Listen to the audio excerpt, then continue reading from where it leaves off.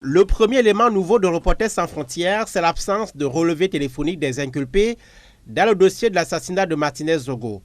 RSF révèle que plusieurs semaines après la découverte de la dépouille du journaliste, le listing des messages et des appels des principales figures du crime n'avait pas toujours été versé au dossier de l'enquête et d'ajouter que rien n'indique que ces éléments le sont aujourd'hui.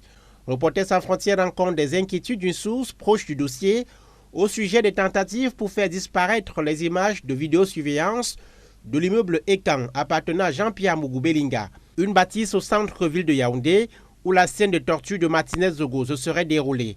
Qu'est-ce qu'ils cachent? Qui veut-on protéger? Je pense qu'ils veulent enterrer l'affaire, se désole la sœur de Martinez Zogo, s'exprimant à Reporters sans frontières. L'organisme de défense des droits des journalistes, qui se demande par ailleurs comment des éléments aussi cruciaux sont absents de l'enquête, révèle par ailleurs qu'au moins 13 membres de la DGRE auraient participé à l'opération ayant conduit à la mort du chef de chaîne d'Amplitude FM au mois de janvier dernier.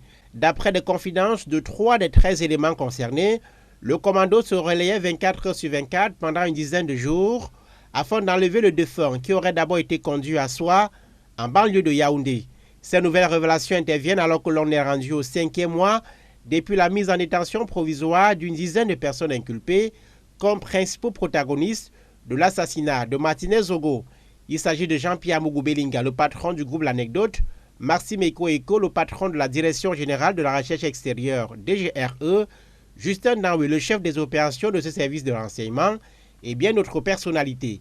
Le 27 juin dernier, 2 éléments de la même institution, dont un commissaire de police et un officier, ont rejoint le premier groupe à la prison principale de Yaoundé. Jean-Pierre Mougou Belinga est accusé de complicité de torture avec aide, alors que les éléments de la DGRE sont accusés de filature, enlèvement et torture. L'instruction est conduite depuis plusieurs mois par un nouveau juge au tribunal militaire de Yaoundé. Les avocats de la famille du défunt demandent, eux, de requalifier les faits en assassinat.